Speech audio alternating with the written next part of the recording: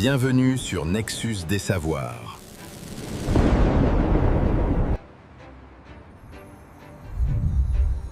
Vous attendez peut-être d'avoir confiance pour agir. Vous vous dites, quand je me sentirai prêt, je commencerai. Quand j'aurai moins peur, je me lancerai. Quand j'aurai plus d'expérience, je prendrai ma place. Mais c'est peut-être précisément cette attente qui vous bloque. Parce que la confiance ne vient presque jamais avant l'action. Elle vient après. Elle se construit dans le geste, dans l'essai, dans l'erreur, dans l'expérience. C'est là que beaucoup de personnes se trompent. Elles croient que la confiance est un point de départ, alors qu'elle est souvent un résultat. La vraie question n'est donc pas comment attendre d'être prêt. La vraie question est comment avancer malgré la pression de ne pas l'être. Dans l'épisode complet traitant de ce sujet, nous avons exploré ensemble le paradoxe de la confiance. Pourquoi attendre d'être prêt nous paralyse? Aujourd'hui, je vais partager avec vous quelque chose de plus concret. Le système que j'ai développé en 30 ans pour agir quand je ne me sens pas prêt. Je suis professeur Abdelrahman Limani. Il y a des décennies, j'étais doctorant à Paris. Je survivais avec ma bourse et de petits boulots. Un jour, on me confie un poste d'enseignant à l'EREA d'Asnières-sur-Seine. Ma première expérience en France face à des élèves français, moi, l'étudiant étranger, pour enseigner la langue de Molière. J'étais terrorisé, absolument pas prêt. Mais j'ai développé 3 stratégies qui ont tout changé. Pas juste pour moi, pour tous ceux que j'ai accompagnés depuis. Ces stratégies s'appuient sur des penseurs que vous ne trouverez pas dans l'épisode long. Pascal, Heidegger et le psychologue Albert Bandura.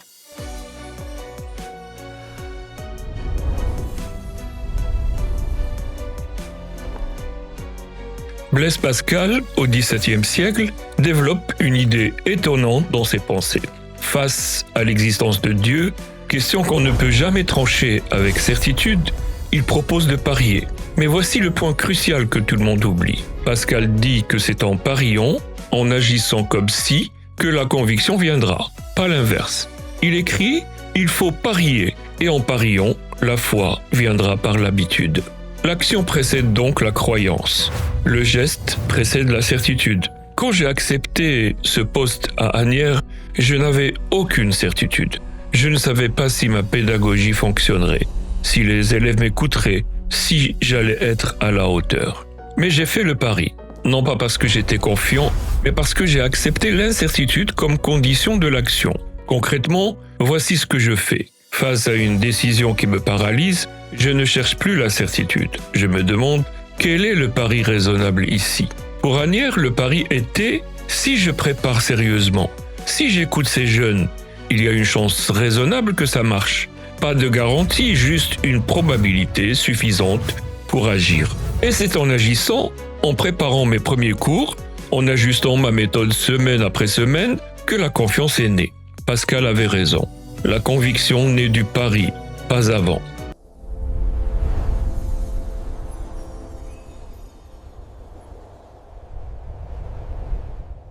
Martin Heidegger, philosophe allemand du XXe siècle, utilise un concept puissant, la Geworfenheit, qu'on traduit par être jeté.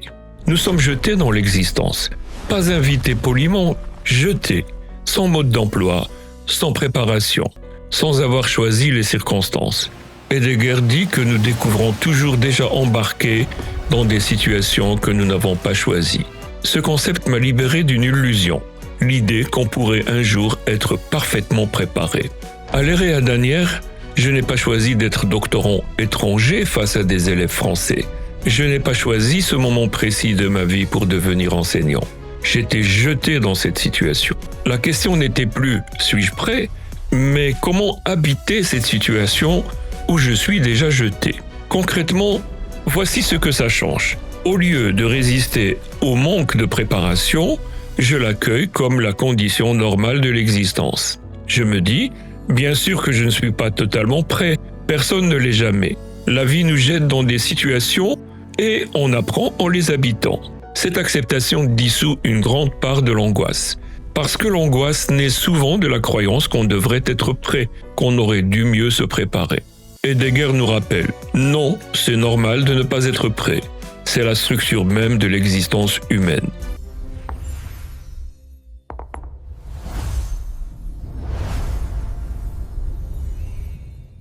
Albert Bandura, psychologue canadien, a développé dans les années 70 la théorie de l'auto-efficacité. Il identifie 4 sources qui construisent notre sentiment de compétence. La plus puissante, l'expérience de maîtrise. Ce que ça signifie devient compétent en faisant, en agissant, en accumulant des preuves concrètes qu'on peut y arriver. Pas par la visualisation, pas par les affirmations positives, par l'action réelle et ses résultats tangibles. À l'ère Danière, chaque cours que je donnais était une micro-expérience de maîtrise, même imparfaite, même hésitante. Chaque fois qu'un élève comprenait une idée, un concept, chaque fois qu'une discussion prenait vie, j'envoyais une preuve tangible à mon cerveau. Tu vois, tu peux. Progressivement, le taux de réussite est passé de 40% à 90%, voire 100% pour certaines classes.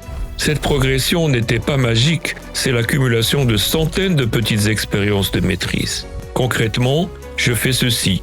Je découpe chaque grand défi en micro-actions et je célèbre chaque petite réussite. Pas pour me féliciter, mais pour enregistrer consciemment la preuve que je progresse. Bandura avait raison, c'est cette accumulation qui construit une confiance solide.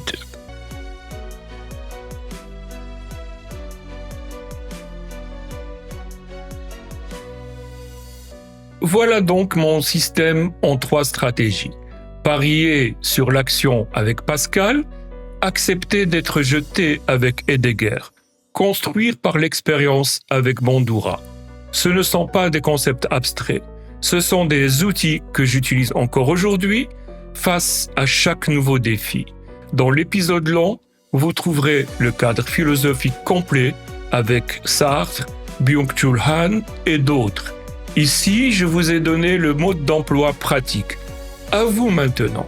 Quelle stratégie allez-vous tester en premier? Dites-le en commentaire. Et si vous avez manqué l'épisode complet, le lien est juste en dessous. Je vous dis à très bientôt sur Nexus des Savoirs.